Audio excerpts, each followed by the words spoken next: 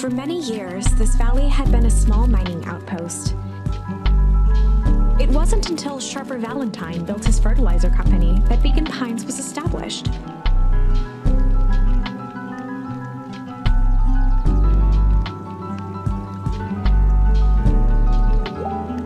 Over the next 30 years, the town had grown and prospered until the foul harvest and his sudden death. In the 6 years since, everyone was simply trying to get by.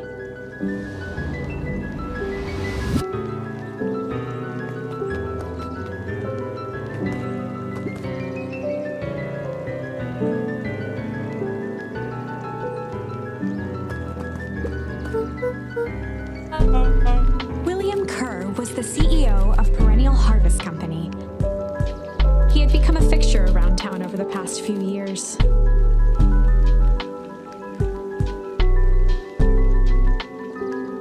After the failing of Valentine fertilizer, the town was hungry to welcome a new source of employment.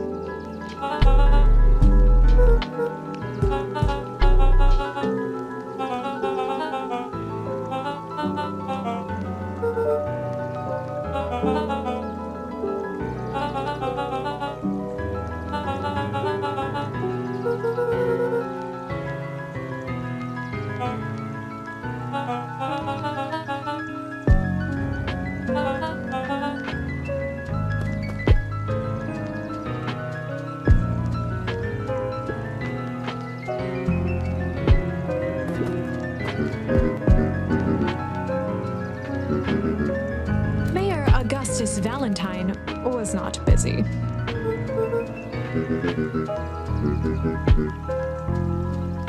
Flustered, Gus instinctively loosened his tie.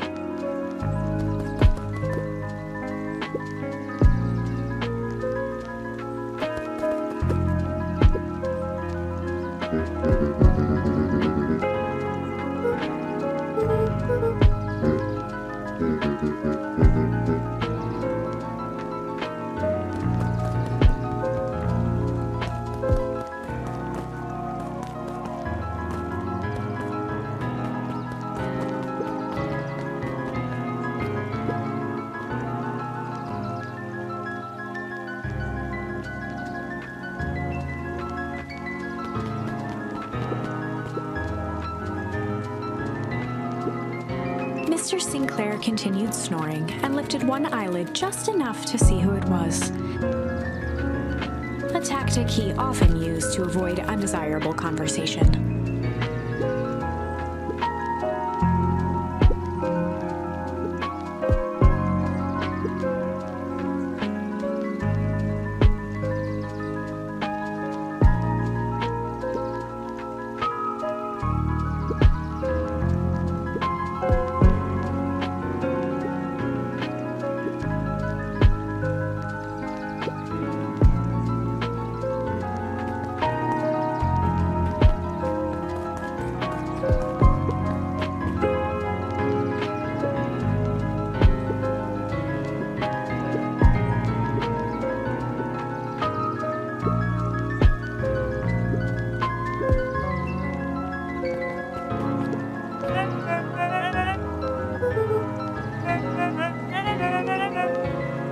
He pulled a pen from the pocket of his sweater vest and began to frantically jot something down on a clipboard.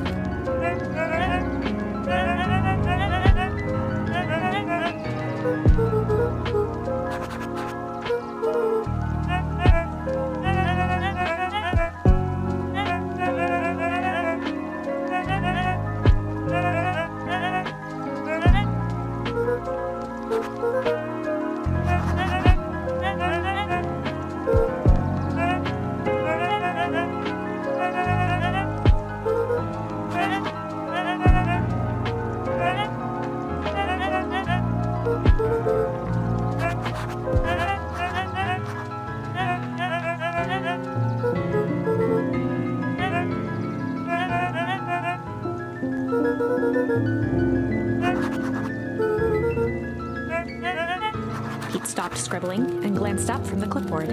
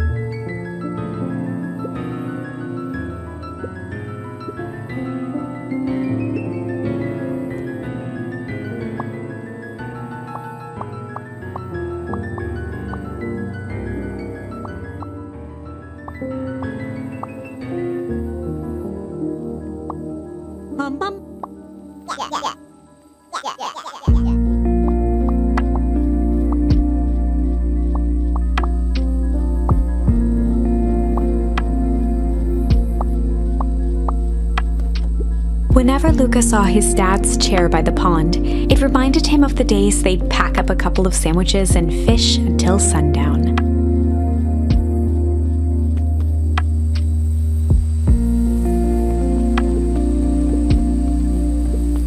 Luka opened the tackle box and picked the perfect bait.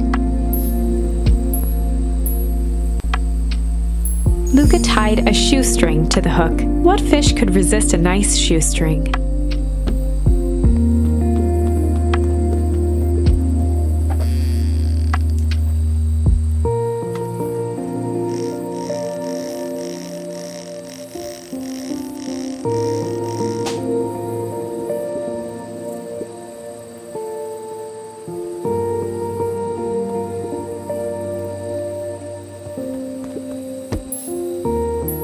Luka gently baited a feather onto the hook, good for skimming the surface.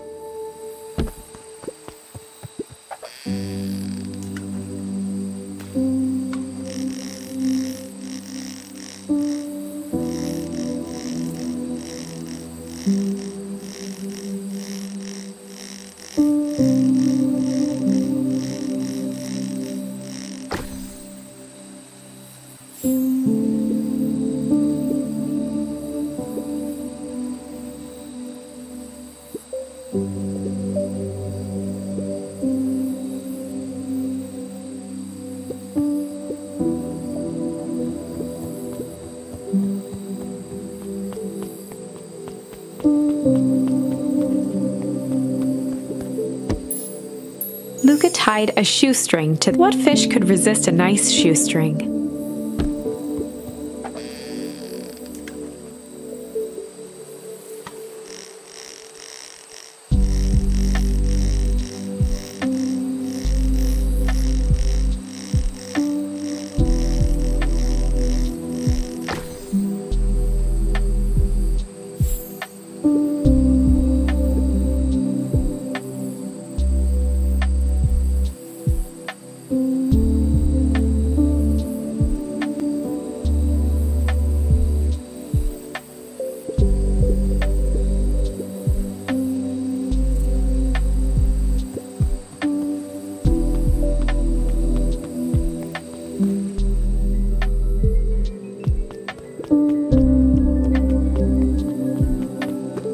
The boys had a good thing going.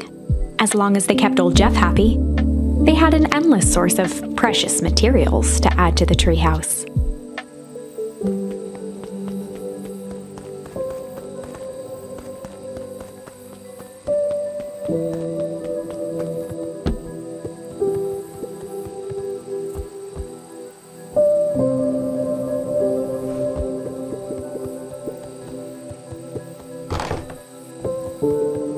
After Luka's father had passed, Rollo became obsessed with them building their own Hank atomic star scraper. It was some time before Luka realized it was Rollo's way of keeping him occupied.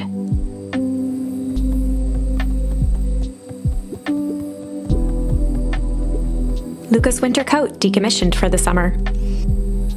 With the cold holding out longer than usual, he reconsidered its usefulness.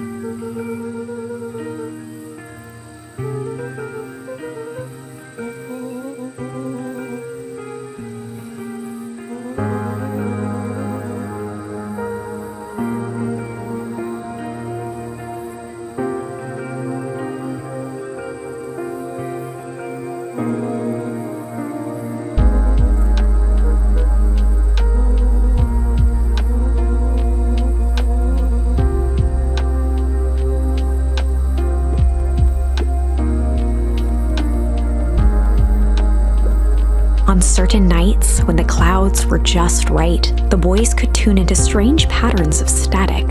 Rollo thinks it's aliens. He always thinks it's aliens.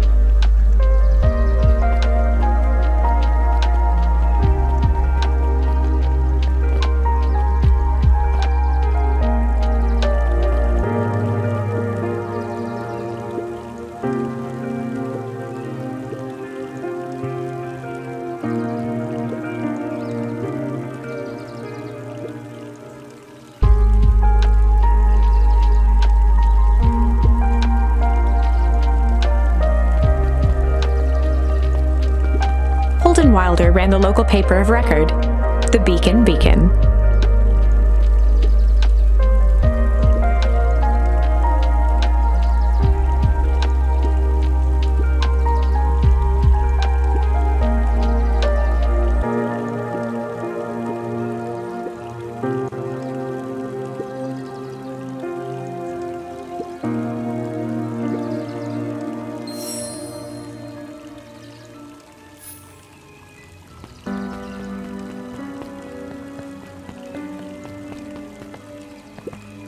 Miss Hatch could often be found near the fountain, too absorbed in a book to be distracted.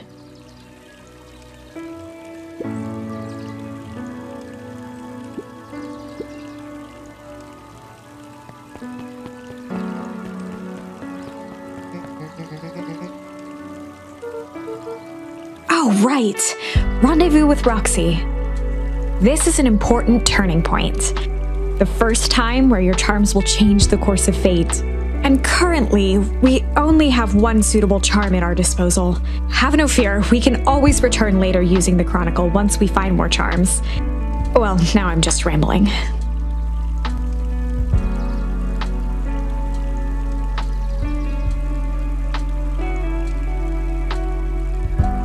Where were we?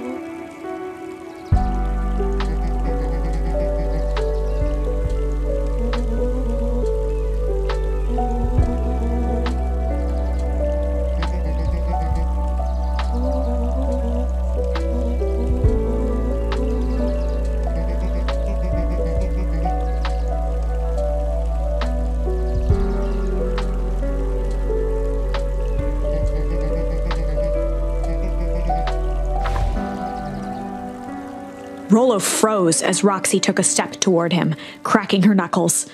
Luka knew he had one chance to save his friend from being dragged home.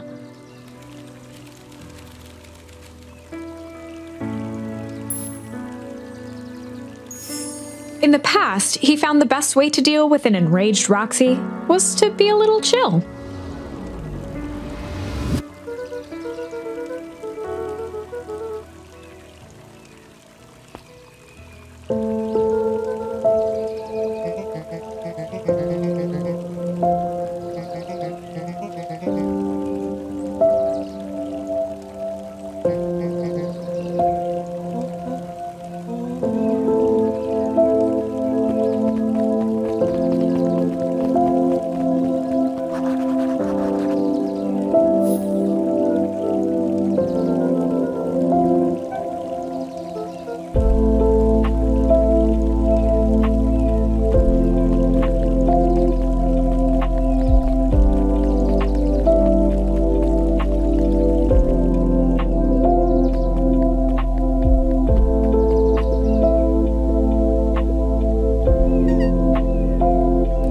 Dreams of becoming a big-time reporter. At night, she searched for the story that could be her big break. By day, she hawked papers at the newsstand.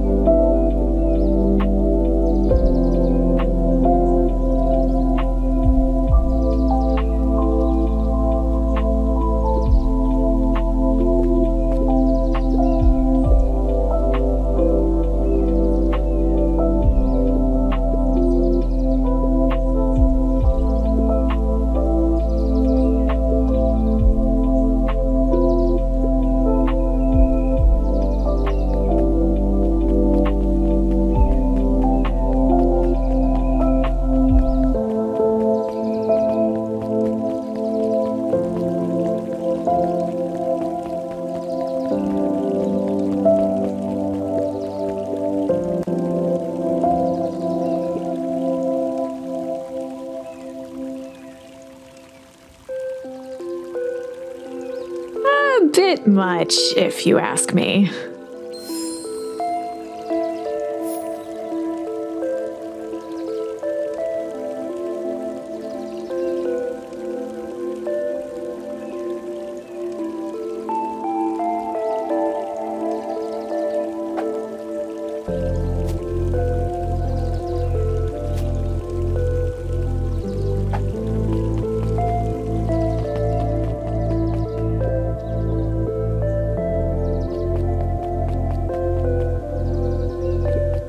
Jeff's hardware closed down about a year ago. The effects of the foul harvest stretched wide. When there are no crops in the field, tractors don't need fixing.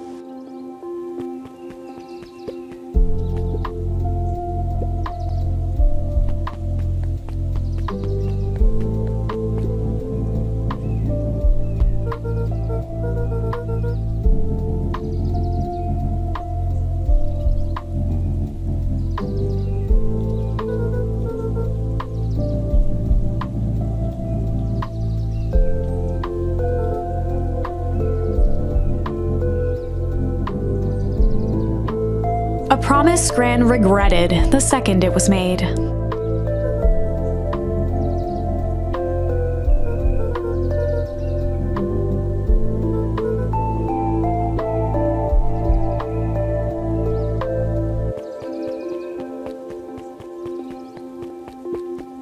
phone booth was brand new, part of Perennial Harvest's Beacon Pines Reborn initiative. It didn't see much use.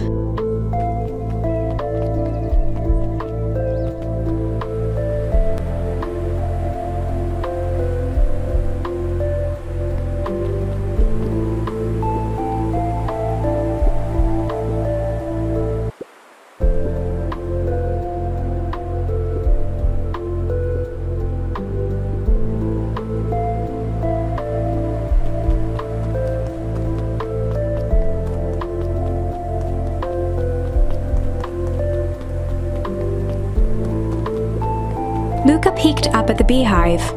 It appeared to be deserted. The path led into a small hollow at the edge of Weepwood.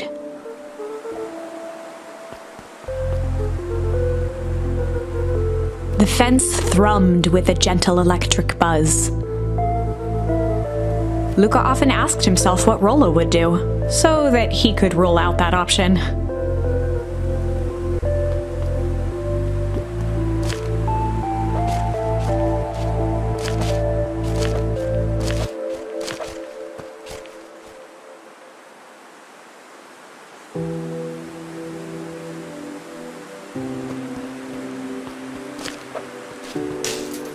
As sparks flew from the fence, the light atop that section shut off. 2 bulbs remained.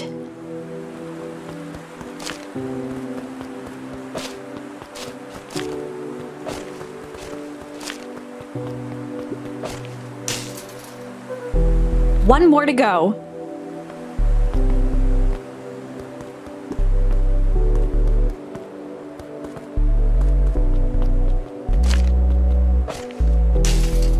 The fence's buzzing gave way to silence. Every kid in town knew the old Valentine fertilizer building. Long abandoned, the warehouse once served as the industrial heart of Beacon Pines. Now, it stood only as a reminder of things left behind. The dormant building showed strange signs of life.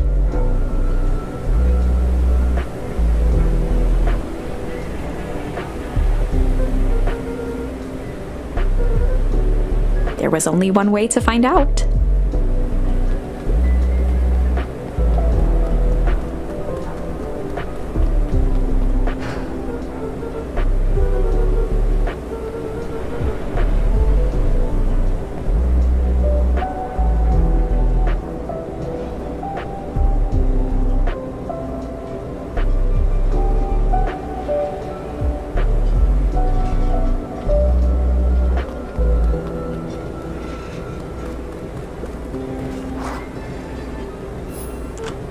Luka thought he heard faint sounds coming from the other side of the door. He pressed his ear against the cold metal to hear better.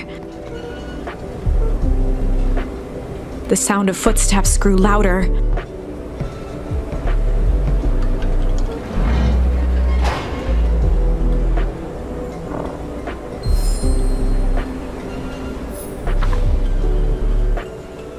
The heavy steel door knocked Luka to the ground. Disoriented, he looked up to see an imposing figure silhouetted in a green glow.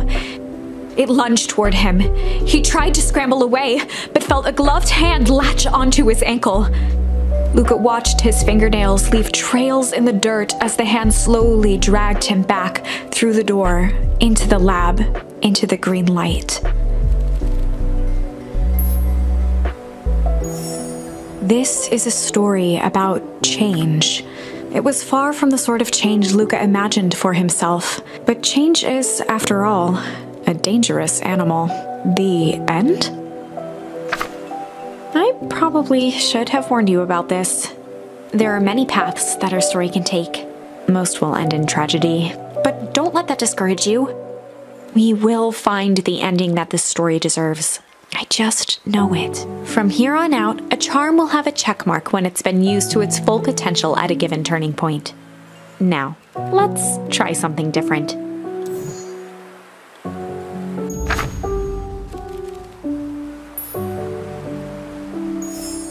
This is a story about change. It was far from the sort of change Luka imagined for himself.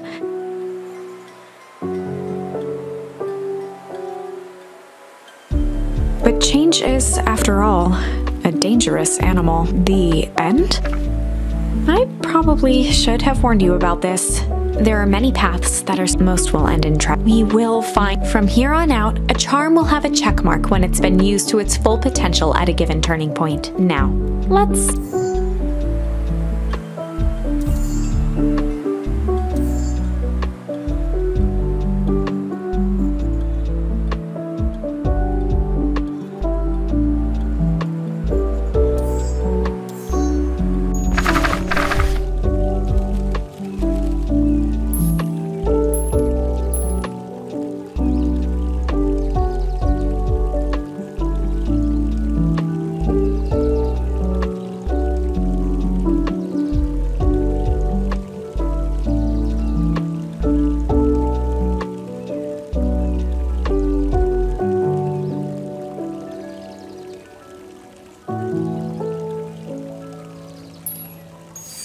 In the past, he found the best way to deal with an enraged Roxy was to be a little shit.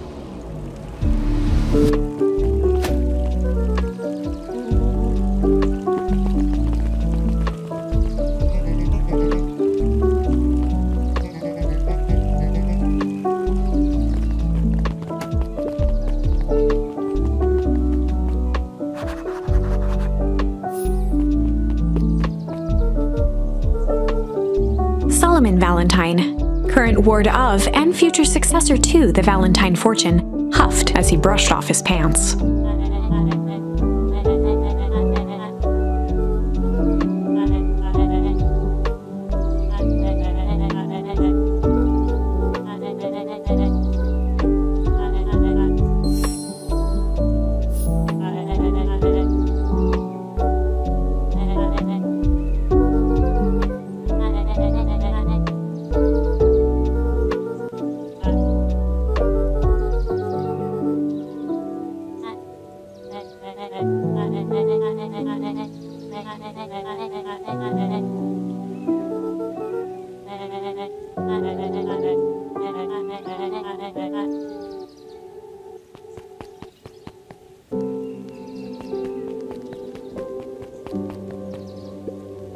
Solomon trifled a gesture toward the approaching heiress Valentine.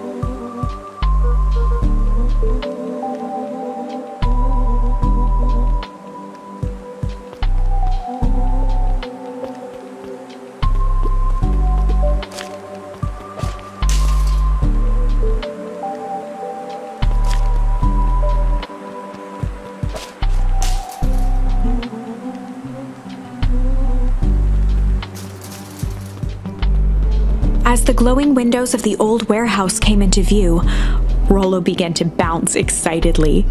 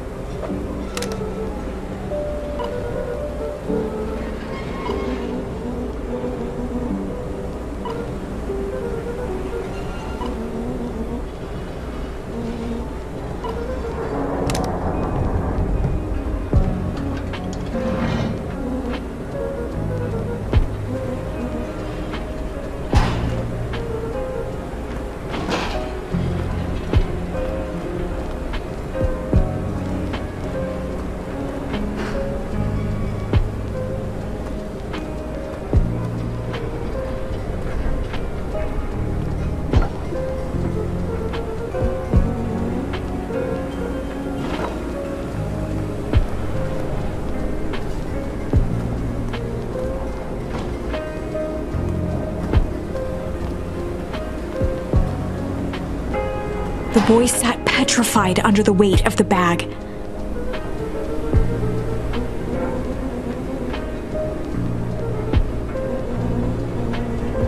Rollo felt around at the large sack which burdened them. He snapped off a tag from just within a small zipper opening in the bag. Rollo held the badge up to a faint shaft of light within the dumpster.